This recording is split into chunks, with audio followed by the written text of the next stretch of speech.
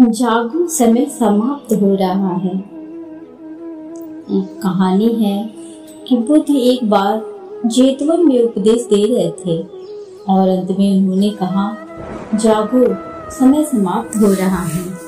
1 घंटे बाद वो अपने निकटतम शिष्यों के साथ बाहर निकले, जिनमें सदैव सेवा करने वाले आनंद और हमेशा जिज्ञासु शारिपुत्र भी शामिल थे।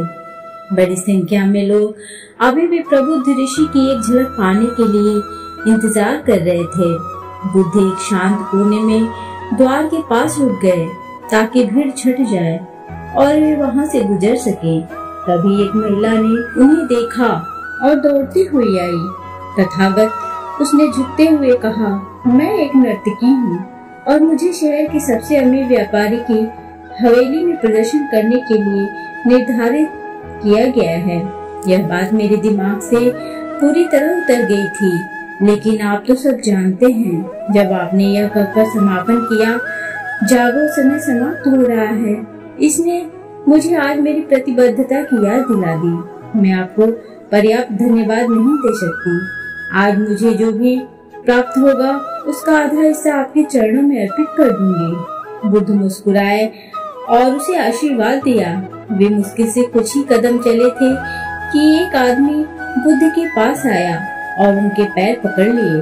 बुद्ध ने उसे उठने को कहा। हे शास्ता, उस आदमी ने कहा, मैं जानता हूँ कि आप कभी किसी का मूल्यांकन नहीं करते, इसलिए मुझे अपना सच आपके सामने कबूल करना होगा। कई महीनों से मेरी नजर एक अमीर आदमी के घर पर है, जहाँ मैं सेंध लगाने और चोरी करने का इरादा रखता हूँ। आज मैंने उन्हें आपके प्रवचन में भाग लेते देखा और बाद में अपने परिवार को बताया कि वे दूसरे शहर जा रहे हैं। आपकी आखिरी पंक्ति, जागो, समय समाप्त हो रहा है, एक झटका लगा। मैं जानता हूँ कि आपने मुझे संकेत दिया है और मैं आज रात अपने मिशन में सफल होने जा रहा हूँ। अगर मुझे अच्छा इनाम मिले तो मैं हमेशा के लिए चोरी करना छोड़ दूंगा। तथागत केवल मध्यम मार्ग का उपदेश देते हैं।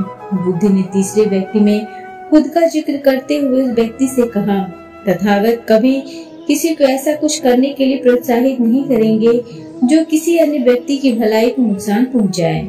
मैं बस इतना जानता हूँ कि उपदेश में आपकी अंतिम टिप्पणियां मेरे लिए थी, उस व्यक्ति ने कहा और बड़े सम्मान के साथ बुद्ध से विदा ली। इससे पहले कि बुद्ध कुछ कह पाते, वह आदमी पीछे हट गया। कितना अजीब आदमी है, शारिपुत्र ने आनंद से फुसफुसाकर कहा। आनंद ने बदले में केवल मुस्कुरा दिया। न्याय मत करो। बुद्ध ने उन दोनों को धीरे से डांटा। जल्द ही यह बात फैल गई कि जागृत ऋषि अपने शिष्यों के साथ बिहार के बाहर टहल रहे हैं और भीड़ फिर से इकट्ठा होने लगी। बुद्ध ने निर्णय लिया कि वह वापस जाना ही बेहतर होगा। तभी एक बूढ़े व्यक्ति ने, जो अच्छे कपड़े पहने हुए था और किसी अमीर व्यक्ति की तरह से धज कर तैयार था, बुद्ध को रास्ते में ही रोक लिया। हे भंते, सदा दयालु बुद्ध, उसने हाथ जोड़कर आंखें डबडबा कर कहा, मैं अपना सारा जीवन भौतिक चीजों के पीछे इस लक्ष्य और उस लक्ष्य का पीछा करते हुए दौड़ता रहा। अधिक प्रसिद्धि, अधिक सोना, आलीशान मकान, अय्यासी, छल और अनैतिक विचार, यही मेरे जीवन का सारांश है। किसके लिए, किस लिए, मुझे आश्चर्य है। आज आपके आज के प्रवचन ने मेरी आंखें खोल दी, विशेषकर जब आपने समापन वक्तव्य दिया, जागो, समय समाप्त हो रहा है। इतने दृढ़ विश्वास के साथ मुझे तुरंत पता चल गया कि यह मेरे लिए है। मैंने भौतिक प्रयासों से हटने और निर्माण की दिशा में लगन से काम करने का फैसला किया है। मैं तुम्हें कभी कैसे चुकाऊंगा। बुद्ध ने उस व्यक्ति को आशीर्वाद दिया और अपने निवास स्थान पर लौट आए, जहाँ पेड़, पक्षी, हिरण और शांत गोपनीयता उनका इंतजार कर रहे थे। आनंद ने उनके पैर धोए और शारिपुत्र ने उन्हें नारियल पानी दिया। अनिरुद्ध और शुभूति ने उन्हें पंखा झलना शुरू कर दिया, जबकि नंदा और रूपाली ने उन विश्राम कुटिया को ठंडा करने के लिए उसकी फूस की दीवारों पर छिड़कने के लिए पानी की बाल्टियां भर दी। ध्यान दो मेरे आध्यात्मिक पुत्रों। बुद्ध ने उन्हें करीब बुलाया। तथागत ने पूरी मंडली के लिए एक ही बयान दिया, लेकिन अलग अलग लोगों के लिए इसका मतलब अलग अलग था। हर एक ने अपनी समझ, सुविधा और परिस्थिति के अनुसार इसकी व्याख्या की।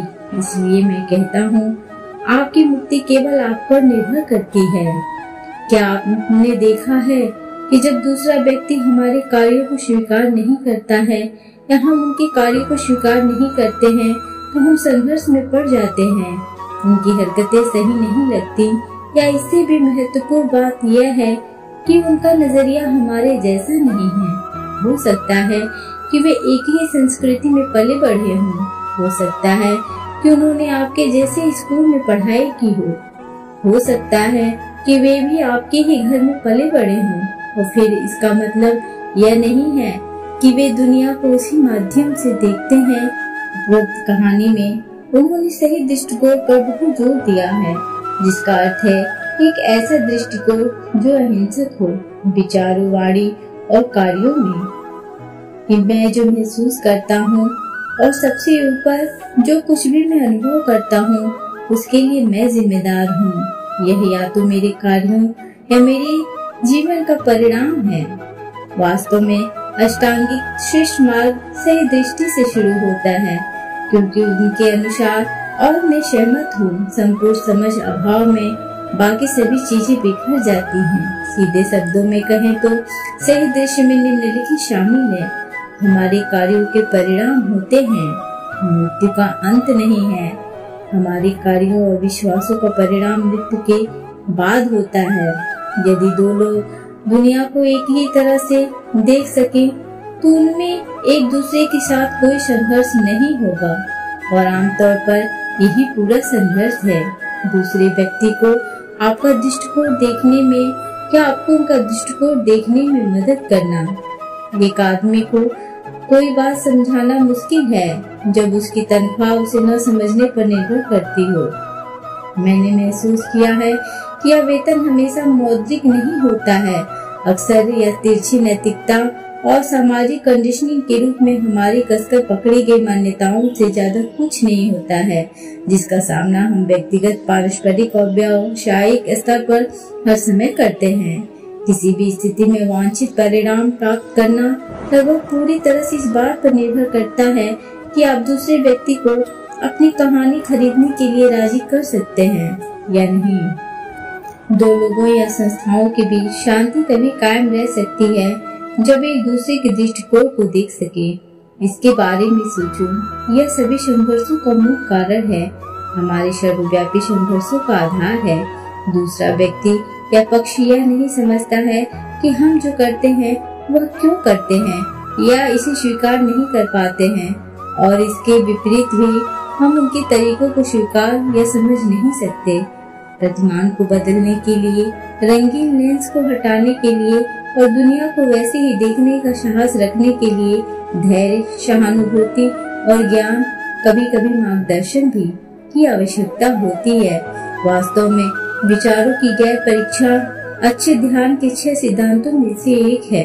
जब तक आप पानी को हिलाना बंद नहीं करते, तब तक आप तालाब की सतह पर क्या यह नहीं देख सकते।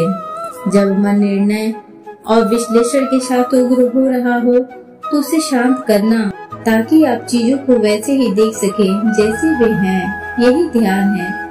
मेरा सही दृष्टिकोण से यही मतलब है। आप हमेशा खुश कैसे रहते हैं?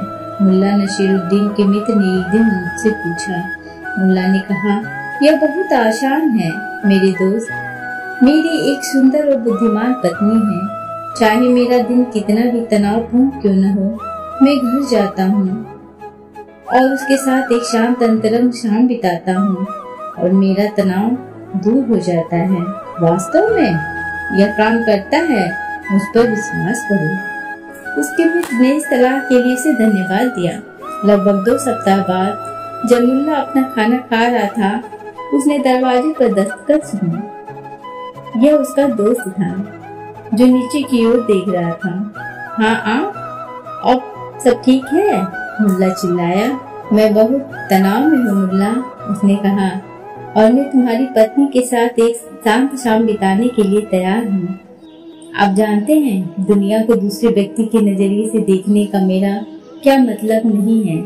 ऐसा नहीं है कि हमें वही करना चाहिए जो वे अपनी दुनिया में करते हैं। अक्सर इसका सीधा सा मतलब यह होता है कि हम अपनी दुनिया में संभावनाओं की एक पूरी श्रृंखला लेकर आते हैं ताकि हम स्थिर और प्रतिगामी न बने। आखिरकार किसी भी स्तर पर प्रगति जीवन के लिए एक नए तरीके, एक नए आयाम और दृष्टिकोण को स्वीकार करने से ज्यादा कुछ नहीं है। आप अपने आप को चुनौती दो। एक नए जीवन की यात्रा एक नए तरीके की सोच से शुरू होती है। जागो, समय समाप्त हो रहा है। दोस्तों, यदि आपको ये ऑडियो पसंद आई हो तो प्लीज हमें कमेंट करके जरूर बताएं। साथ ही इस ऑडियो को अपने दोस्तों के पास शेयर जरूर करें एंड लाइक करें। साथ ही मेरे चैनल पे यदि आप नए हैं तो इसे सब्सक्राइब करना ना भूलें। Thanks for watching.